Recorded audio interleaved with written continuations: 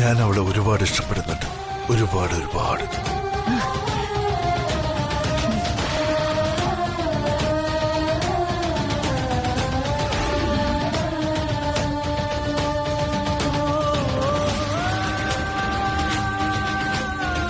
എനിക്ക് അവളെ വിവാഹം കഴിക്കണം. അതാണ് എന്റെ ഏറ്റവും വലിയ ആഗ്രഹം.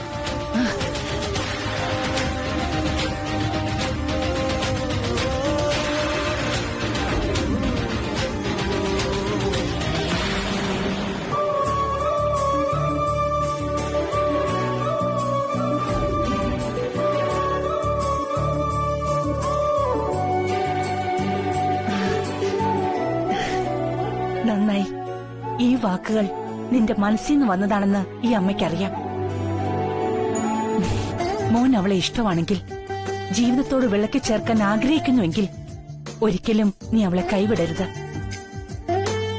നിരാശപ്പെടുത്തരുത്, വേദനിപ്പിക്കരുത്. അത് മാത്രമാണ് ഈ അമ്മയ്ക്ക് നിന്നോട് പറയാനുള്ളത്.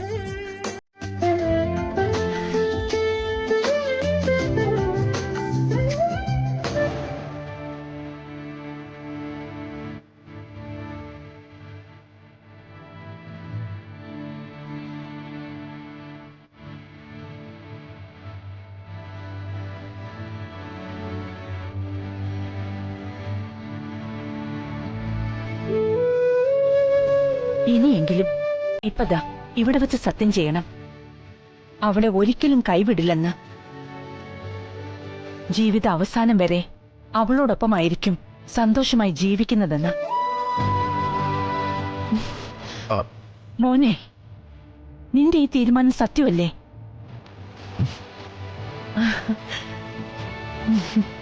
എങ്കിതാ ഈ അമ്മയ്ക്ക് നീ വാക്ക് തരുന്നു. ഞാൻ പറയുന്നത് വേണം നീ ചെയ്യാൻ. ശരി അമ്മ, ഞാനിതാ ഇവിടെ ഇപ്പൊ വാക്ക് തരുന്നു. അമ്മ പറയുന്നത് പോലെ ഞാൻ ചെയ്യും. ശ്രീലക്ഷ്മിയെ ഒരിക്കലും ഉപേക്ഷിക്കില്ല രവിചന്ദ്രവർമ്മൻ. ഇത് സത്യം. എങ്കിൽ നീ ഒരു കാര്യം കൂടി ചെയ്യണം. ഞാൻ പറഞ്ഞത് നീ അവളോടും പോയി പറയണം. അല്ല, അവളെന്തിനാ ഇപ്പൊ ഇങ്ങനെ ഓടിപ്പോയത്? നീ എന്തെങ്കിലും പറഞ്ഞ് അവളെ വേദനിപ്പിച്ചോ? എന്തായിരുന്നു നിങ്ങൾ തമ്മിലുള്ള സംസാരം?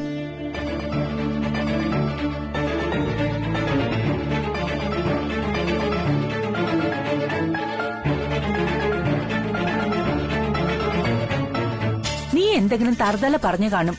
അതാ അവൾ അങ്ങനെ പോയത്.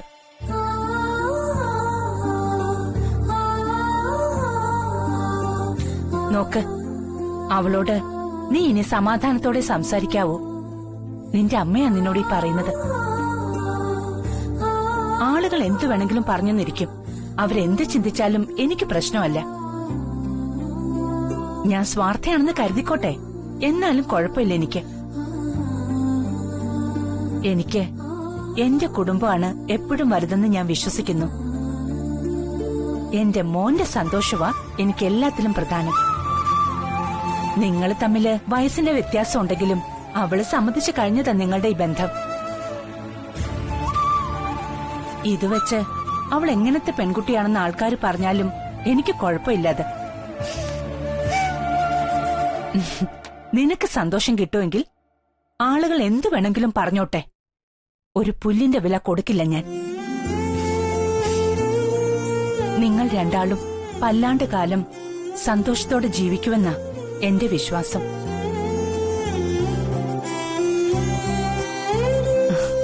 ഒരിക്കലും നീ അവളെ നഷ്ടപ്പെടുത്തരുത് മോനെ. ദൈവം പൊറുക്കില്ല, അത് ഒരിക്കലും പൊറുക്കില്ല.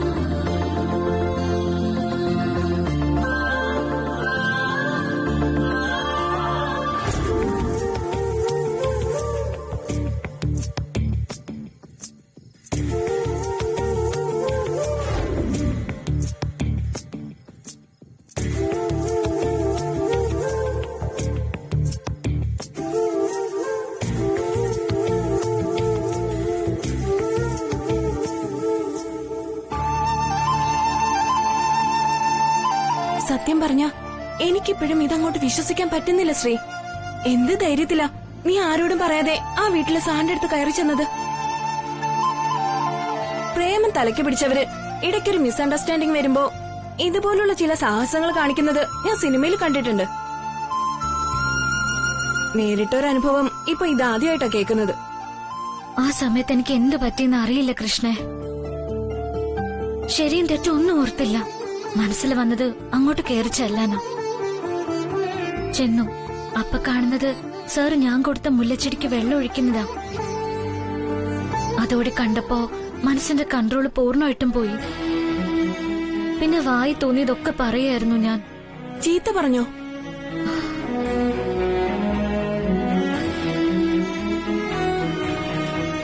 ഏയ് അങ്ങനെയല്ല. വിഷമവും സങ്കടവും ദേഷ്യവും എല്ലാം കൂടെ കൂട്ടിക്കലർത്തി എന്തൊക്കെയോ അങ്ങ് പറഞ്ഞു. അതിന്റെ ഇടയിലാ ബാലൻസ് തെറ്റി ആ വീഴ്ചയും 4-5 സെക്കൻഡിന്റെ നോട്ടോ എല്ലാം കൂടെ ഒരുമാതിരി ചക്ക കുഴയുന്ന പോലെ കുഴഞ്ഞു. അത്ര തന്നെ.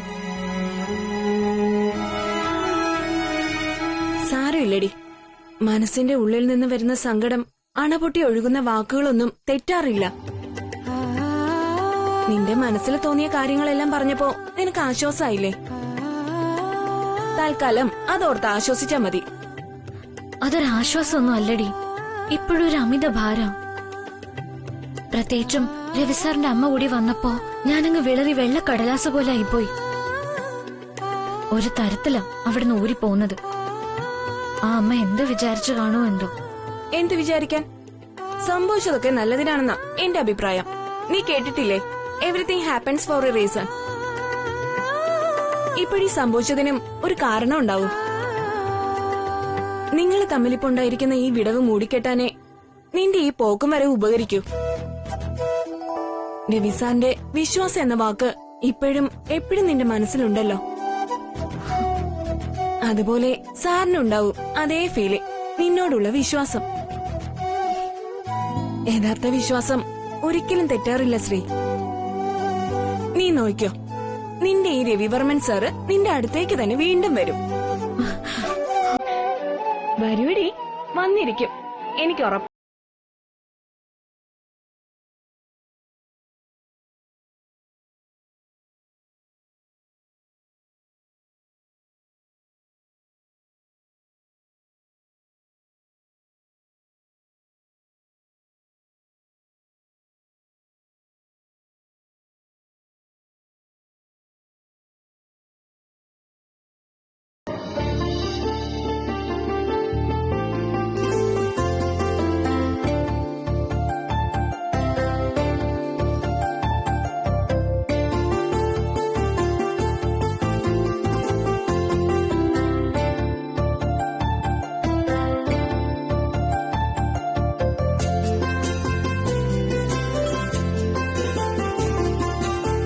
അപ്പോ രാജാറാം അങ്ങനെ പറഞ്ഞു തടുത്തതുകൊണ്ടാണ് നീ ഇങ്ങനെയൊക്കെ പെരുമാറുന്നത് അല്ലേ?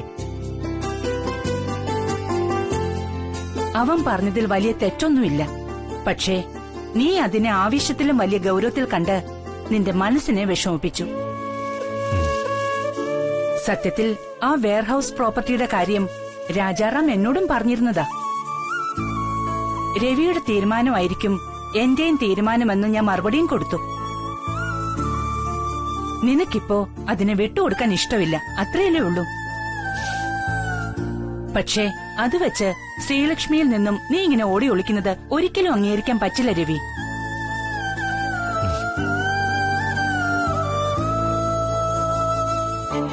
ഞാൻ പിന്നെ എന്ത് ചെയ്യണമെന്നായിരുന്നു അമ്മ പറയുന്നത്?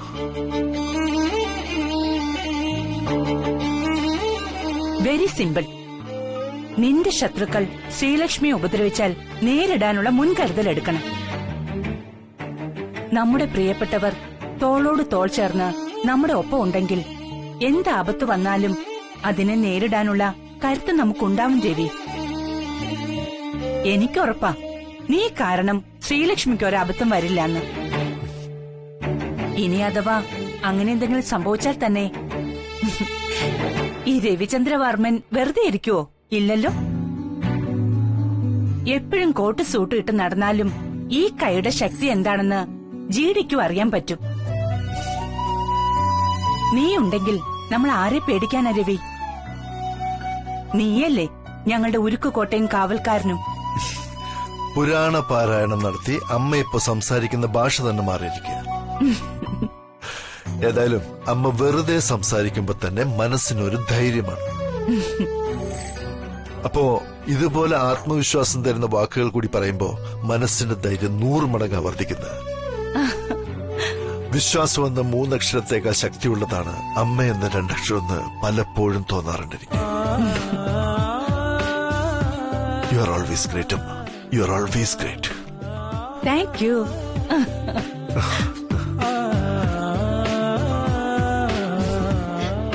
അങ്ങനെയാണെങ്കിൽ ഈ അമ്മയുടെ വാക്ക് നീ കേൾക്കണം. നോക്ക്, രാജനന്ദിനെ നിനക്ക് നഷ്ടപ്പെട്ടു. ഇനി ശ്രീലക്ഷ്മിയെ യാതൊരു കാരണവശാലും നീ നഷ്ടപ്പെടുത്തരുത്. അതാണ് നമ്മുടെ തീരുമാനം, നിന്റെയും എന്റെയും. ഇനി ഞാൻ തന്നെ ശ്രീലക്ഷ്മിയുടെ വീട്ടിൽ പോയി സംസാരിക്കും. ബാക്കി കാര്യങ്ങൾ നമുക്കെല്ലാവർക്കും കൂടി ചേർന്ന് പിന്നീട് തീരുമാനിച്ച പോരെ? സന്തോഷമുള്ള കാര്യം. പക്ഷേ ഇക്കാര്യത്തിൽ അവളുടെ അച്ഛന്റെയും അമ്മയുടെയും പ്രതികരണം എങ്ങനെയായിരിക്കുമെന്ന് നമുക്കറിയില്ലമ്മേ. അവരുടെ താല്പര്യങ്ങളും നമ്മൾ മനസ്സിലാക്കണ്ട. ഞാൻ അമ്മയെ ഇങ്ങനെ ഒറ്റക്കയച്ചാൽ അവരെന്ത് കരുതുമെന്നാണ് എന്റെ ആശങ്ക. ഒരിക്കലും നമ്മുടെ സമ്പത്ത് അവർക്കൊരു ഭാരമായിട്ട് തോന്നാൻ പാടില്ല. അങ്ങനൊരു കോംപ്ലക്സ് അവർക്കുള്ളതായിട്ട് പലപ്പോഴും എനിക്ക് തോന്നിയിട്ടുണ്ട്. സ്വാഭാവികം. ഏതായാലും ശ്രീലക്ഷ്മിയുടെ കാര്യത്തിൽ ഉറച്ച തീരുമാനമെടുക്കാനുള്ള അവകാശം അവർക്ക് മാത്രമാ ഉള്ളത്.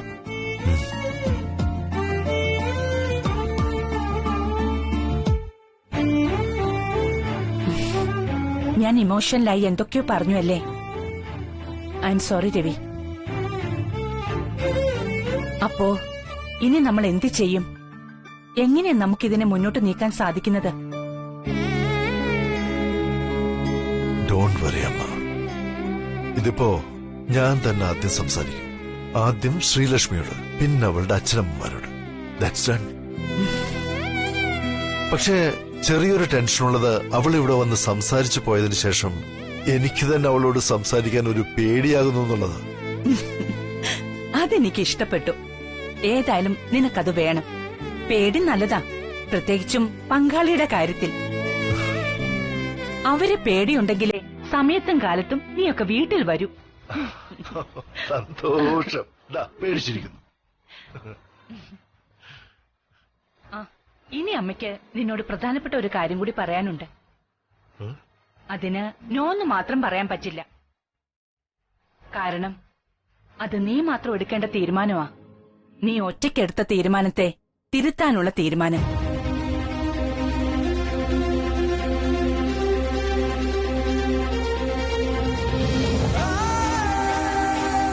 ഞാനത് പറയും, നീ അതനുസരിക്കും, അത്ര തന്നെ.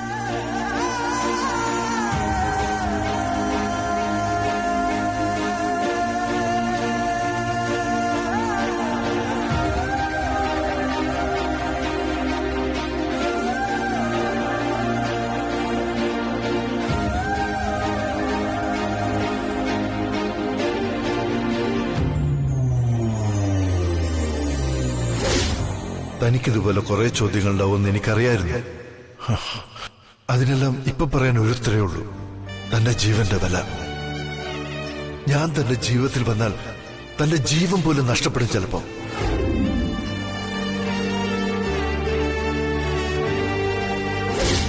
നമ്മുടെ കഥയിൽ ആരാണ് രാവണൻ എന്ന് എനിക്കറിയില്ല. പക്ഷെ ഈ സീതയ്ക്ക് സാരാ ശ്രീരാമൻ. വനവാസമായാലും യുദ്ധമായാലും ജീവിക്കാനാണെങ്കിലും മരിക്കാനാണെങ്കിലും സാറിന്റെ കൂടെ ഞാനും ഉണ്ടാവും, എന്നും എപ്പോഴും.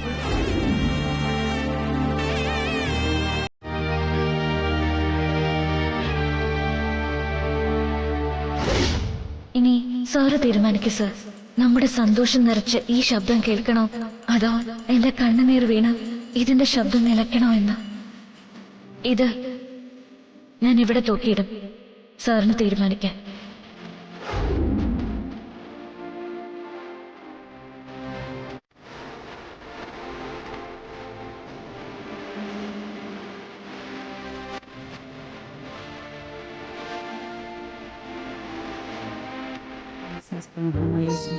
പൂജിതേ ശംഖുചക്രഗത ഹസ്തേ മഹാലക്ഷ്മി നമോസ്തുതേ നമസ്തേ ഗിരുഡാരൂഢേ കോലാസുരഭയങ്കിരി സർവപാപഹരേ ദേവി മഹാലക്ഷ്മി നമോസ്തുതേ. എന്റെ കരിക്കൊത്തിയമ്മേ, ഇത്ര എളുപ്പത്തിൽ എന്റെ മോളുടെ സങ്കടം മാറുമെന്ന് ഞാൻ കരുതിയില്ല. എല്ലാം അമ്മയുടെ അനുഗ്രഹം മാത്രം. അല്ലെങ്കിൽ അമ്പലത്തിൽ വെച്ച് രവിസാറിന്റെ അമ്മയെ കാണുമായിരുന്നില്ല. ഏതായാലും ആ അമ്മയെ കണ്ടത് നന്നായി. അത് കാരണ വലിയൊരു മനോഭാരം ഒഴിഞ്ഞു കിട്ടിയത്. അമ്മേ മഹാമയേ, എന്നും കൂടെ ഉണ്ടായിരിക്കണേ ദേവി.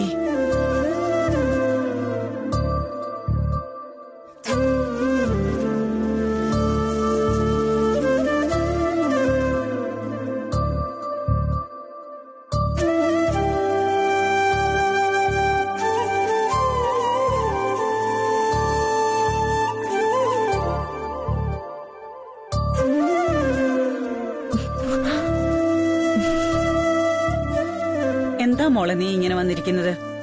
സാധാരണ ഈ സമയത്ത് ഇത് പതിവില്ലല്ലോ. എന്താ ഇത്രയ്ക്ക് വിഷമിക്കാൻ? ഒന്നുമില്ല അമ്മേ, ചെറിയൊരു ക്ഷീണം, വെറുതെ ഇരുന്നതാ. അതെന്താ ഇത്രയ്ക്ക് ക്ഷീണിക്കാൻ? ഓഫീസിൽ ജോലി കൂടുതലുണ്ടായിരുന്നോ? നീ മാത്രമേ ഉള്ളൂ അവിടെ പണിയെടുക്കാൻ? അങ്ങനെയൊന്നുമില്ല അമ്മേ, എല്ലാം ഓൾറൈറ്റ് ആണ്. പിന്നെ കുറച്ച് ഓഫീസ് വർക്ക് പെൻഡിങ് ഉണ്ട്, അത് ചെയ്യാൻ പോകാൻ ഞാൻ. അമ്മ വെറുതെ ടെൻഷൻ ആവണ്ട. എന്നാ ശരി, നീ ഇരിക്കെ, ഞാൻ ചായ എടുത്തോണ്ട് വരാം.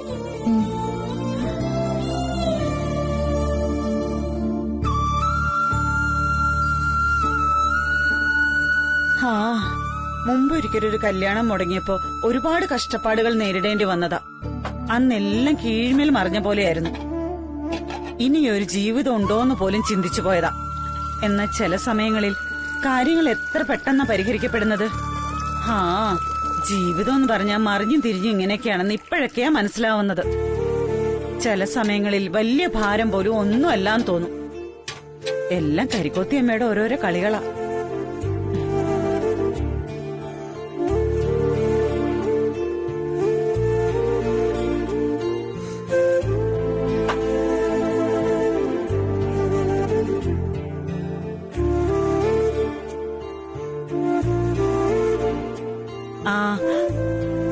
ഇന്ന് അമ്പലത്തിൽ വെച്ച് ഞാൻ രവിവർമ്മ സാറിന്റെ അമ്മയെ കണ്ടു നേരിട്ട്. ഞങ്ങൾ കുറെ സംസാരിച്ച പിരിഞ്ഞത്. നിന്നെ പറ്റി ഉണ്ടായിരുന്നു സംസാരം. എന്താ അമ്മ സംസാരിച്ചത്? രവിവർമ്മൻ സാറിന്റെ അമ്മ എന്ത് പറഞ്ഞു? ഒന്നും വിഷമിച്ച് ആലോചിക്കേണ്ടെന്നാ മൊത്തത്തിൽ പറഞ്ഞത്. ഞാൻ തന്നെ രവിയോട് സംസാരിച്ചോളാന്നു ആ അമ്മ പറഞ്ഞു. ആണോ?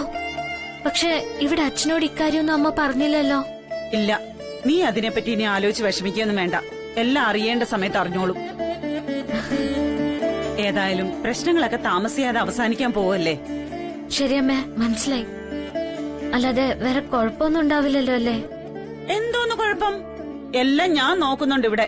നീ സമാധാനത്തോടെ ഇരിക്കെ, ഒന്നും ആലോചിച്ചു കൂട്ടണ്ട. മാത്രല്ല ഇനി ഇതിനെപ്പറ്റി ഒരു ചർച്ചയില്ലേ വീട്ടില്. നീ ഇതുവരെ എങ്ങനെയായിരുന്നോ അതുപോലെ ഇരുന്നാ മതി. കുറച്ചു ദിവസം കഴിയുമ്പോ എല്ലാം ശരിയായിക്കോളും. നീ ചായ എടുത്തു കുടിക്കേ. താങ്ക്സ് അമ്മേ, താങ്ക്സ് അലോട്ട്. സമാധാനായി.